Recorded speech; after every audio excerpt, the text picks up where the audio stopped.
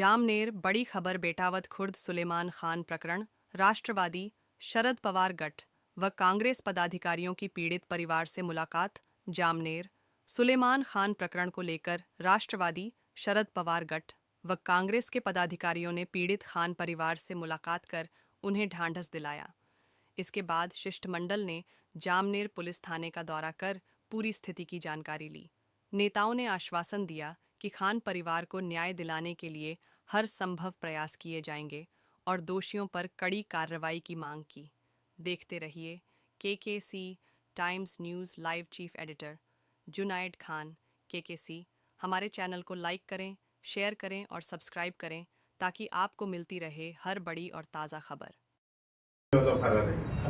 उसको गाड़ी पे लेके गए। मुख्य आरोपी कैफे वाला ही है, उसने सब कुछ जमा किया। कैफे वहां से जो टेबल सीट लेके गए वो तीनों भी आरोपी डिटेन किए गए।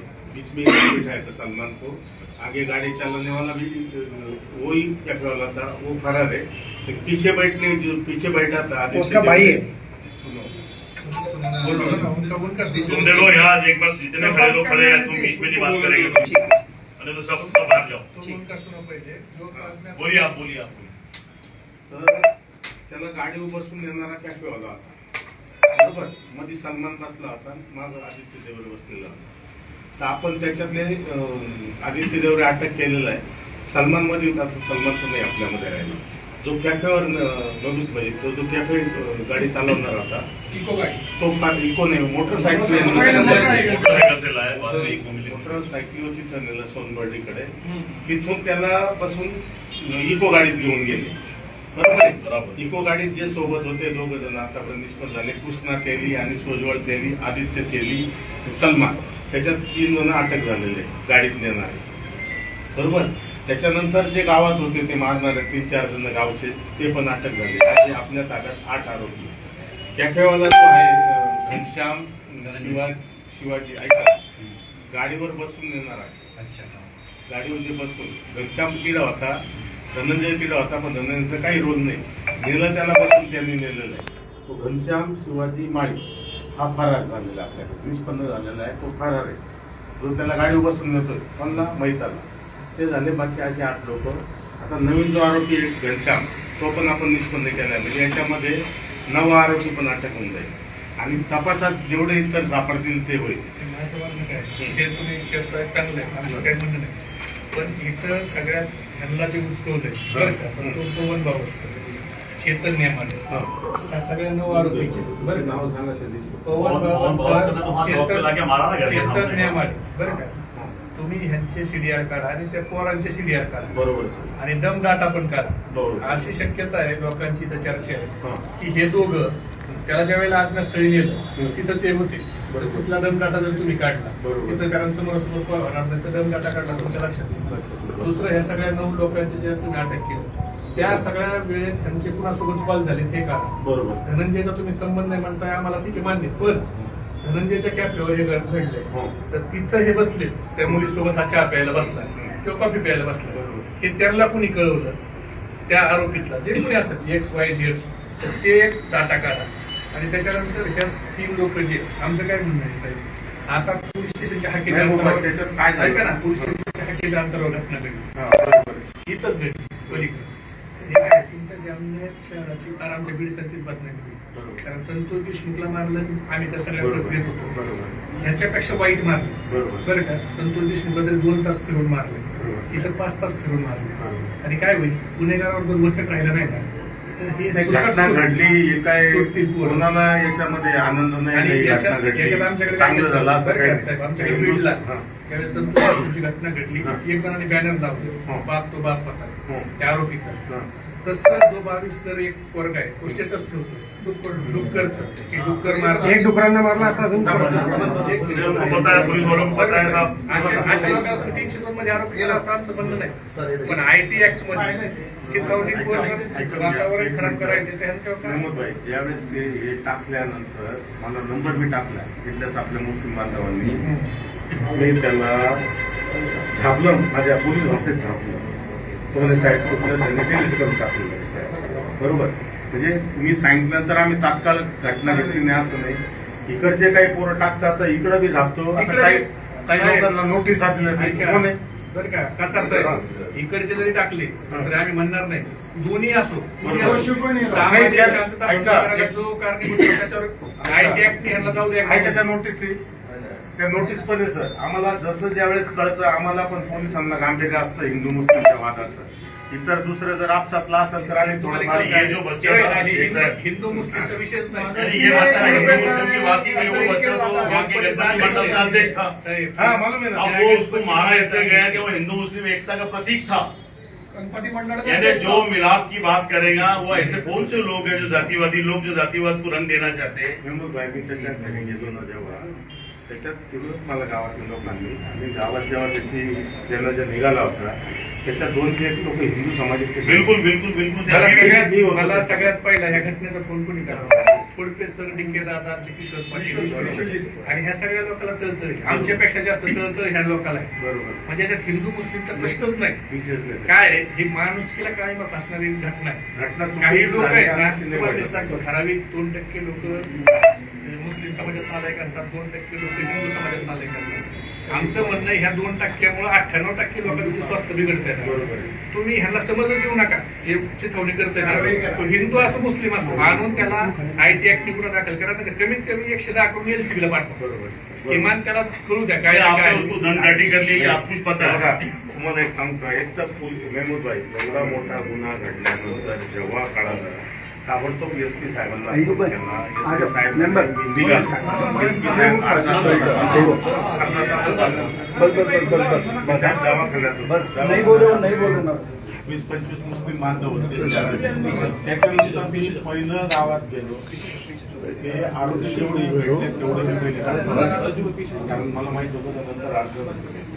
त्या दृष्टीने आणि नुसतं अशा मॅटरमध्ये आणि जामनेरसारख्या ठिकाणी तरी साहेब कायदा सुव्यवस्था मुस्लिम समाज पण बऱ्याच प्रमाणात हिंदू समाजकाराचे काही होणे आपलं ते पण एक प्राधान्य होतं त्याबरोबर तपास पण आपल्याला महत्वाचा होता 100% तुमचं मान्य आहे. पण सर पोलीस स्टेशन पासून 6 तास माणूस जातो आणि आपल्याला खबर लागत नाही हे पण आपल्या इंटेलिजन्सचं फेल्युअर आहे लोकांचा हे आपल्या इंटेलिजन्सचं फेल्युअर 6 तास जर त्या 6 तास एखादा माणूस उचलून जातोय आणि ते कळत नाही 6 तास मोटरसायकल कळलं नाही. हे फार आपल्यासाठी फेल्युअर आहे उद्या काय होईल उद्या ह्या गुन्हेगार वेळेला बघा आज ते त्यांच्यावर झाले सुलेमानवर झाले उद्या ते अजून कुणावर करते बरोबर या लोकांना काही जातपंत नाही ह्यांना एखादा खटकला की ते कुणाच्या बी अंगावर येते ते गुन्हेगारी रोखली पाहिजे आता मी साजिद भैया सीएम साहेबाला पण भेटणार आहे वेळ 22 तारीख आम्ही याच्यात को एसआयटी मागणार आहे. आम्ही याच्यात इसमें SIT fast track- SIT लागलेली आहे ना. fast- कोण आहे?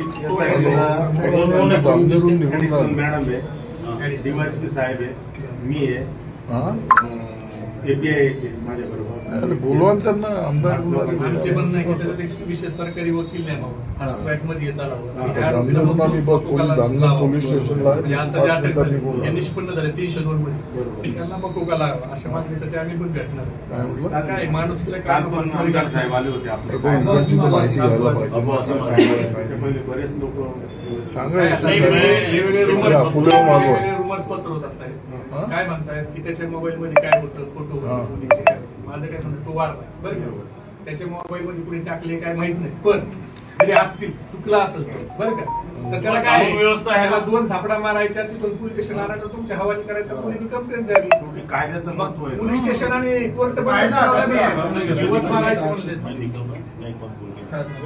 देखो सर घटना जो हुई वो इंसानियत को शर्मसार करने वाली बिल्कुल घटना है। बिल्कुल बराबर और इसमें कहीं ना कहीं शक पुलिस के ऊपर आ रहा है जब तक लोगों का ये बोलना है कि 5 घंटे उसको मारा गया पुलिस डिपार्टमेंट कर क्या एसआईटी के अंदर आप है लोगों का आप पे भी आरोप है कि आप एसआईटी में रहने के बाद में उनको न्याय मिलेगा उसकी गारंटी नहीं बराबर ये साफ साफ बात है मैं आपको सिर्फ इतना बोलने में आया कि अधिवेशन के अंदर ये विषय मैं उठाऊंगा बराबर। इसलिए आप इसकी तैयारी पूरी कर लो अगर आप यहाँ सही जवाब नहीं देंगे तो आपको अधिवेशन में आके जवाब देना पड़ेगा और ये कायदा जो टूटा हुआ है ये पुलिस के अंदर आके तुम्हारे थाने से नजदीक कैफे है यहाँ से बच्चे को उठाया जाता उठाने के बाद में जगह जगह उसका पोस्टमार्टम किया जाता उसको मारा जाता उसके घर के गांव के सामने लाके उसको मारा जाता अब जो बावस्कर करके जो आरोपी है उसने गांव में लाके मारा 10 लोगों ने उसको देखा तुमने अभी तक उसको उठाए उसके पीछे क्या राजकीय दबाव है क्या तुमको भारतीय जनता पार्टी का क्या दबाव है हमको पता नहीं, नहीं, दबाव लेकिन तो एक दबाव बात सुन लो, तो विशेष मैं आपको नहीं साफ बोल रहा हूँ कि ये विषय हम पछने देने वाले नहीं है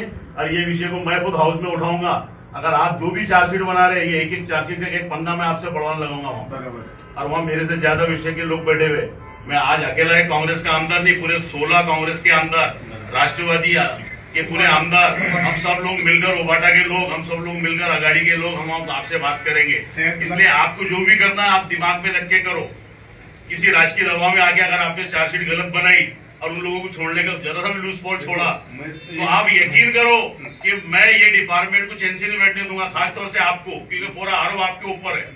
आपके रहते हुए ये घटना हुई, आप थाने में रहते हैं, यहाँ गांव के अंदर बच्चा मार खाता है और यहाँ से उठा के उसको वहां लेके जाके वहां फिर मारते, इतना मारते कि वो दम तोड़ देता, उसके बाद भी आपको पता चलता तो आप थे कहाँ, किधर थे आप, कानून व्यवस्था कैसी चला रहे? बात बराबर है आपका, लेकिन पुलिस को तो अरे पुलिस को मालूम क्यों नहीं पड़ रहा, बाकी गांव को मालूम पड़ रहा, पुलिस को पता नहीं चल रहा।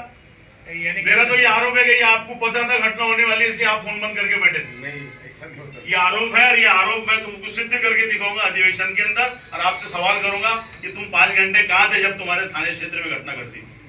ठीक है, मैं निकल रहा एसपी साहब से बात करती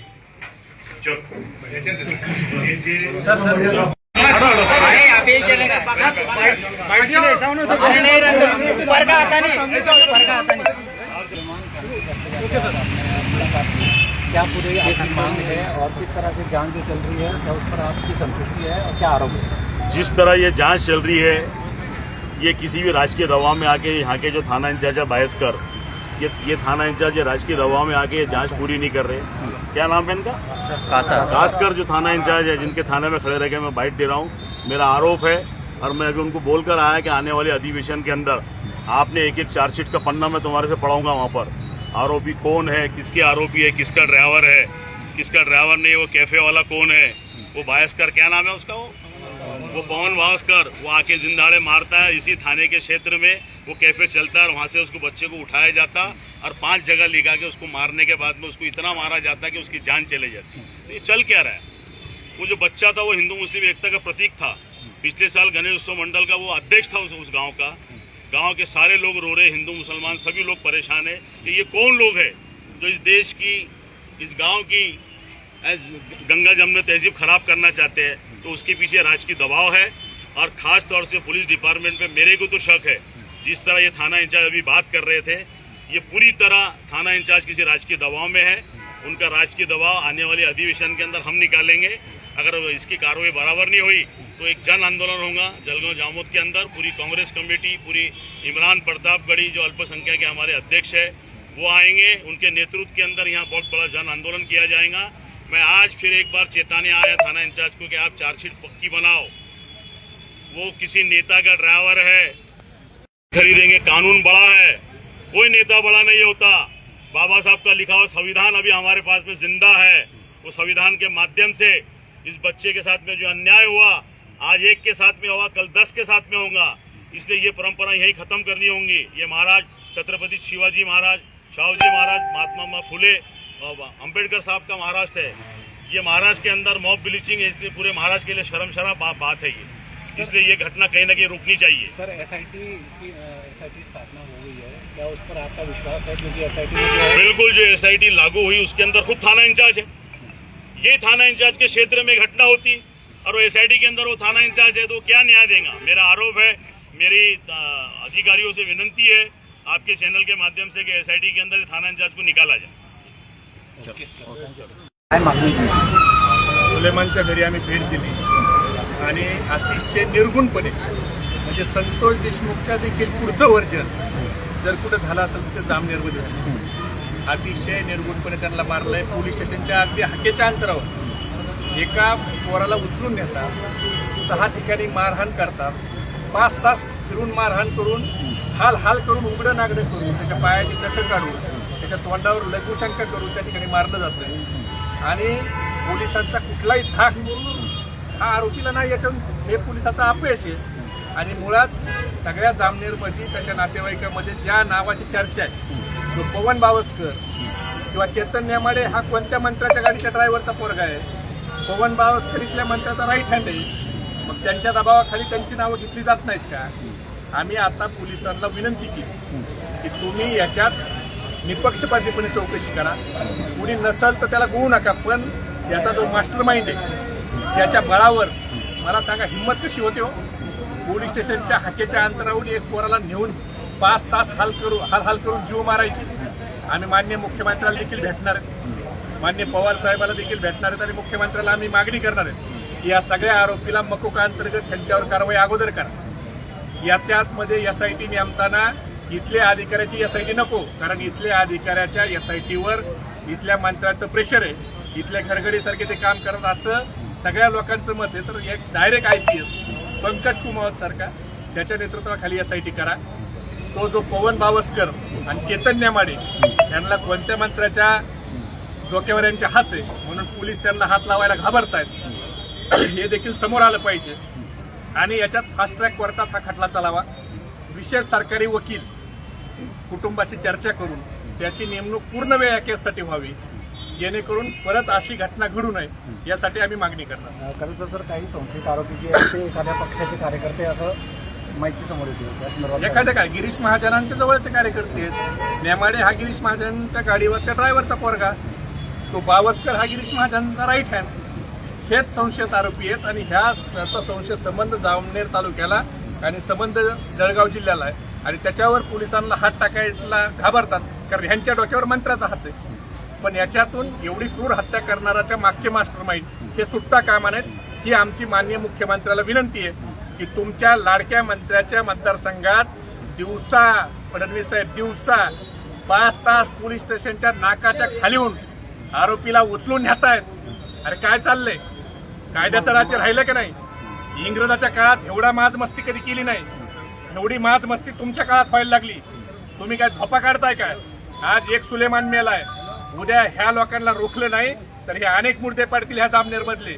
म्हणून फडणवीस साहेब तुमची नैतिक जबाबदारी आहे की जरी तुमचा लाडका मंत्री असला तरी याच्यातले सगळे आरोपी अटक झाले पाहिजेत, त्यांच्यावर मकोका लागला पाहिजे, तपास योग्य दिशेने झाला पाहिजे, चार्जशीट योग्य झालं पाहिजे. कारण 302 मध्ये शिक्षा होण्याच्या अनेक तरतुदी, जन्मठेपेची शिक्षा आहे, मरेपर्यंत जन्मठेप आहे आणि फाशी आहे. आरोपींनी कशा पद्धतीनं त्या ठिकाणी मारलंय आणि कशा पद्धतीने तुम्ही तपास करतायत याच्यावर ही शिक्षा होत असते.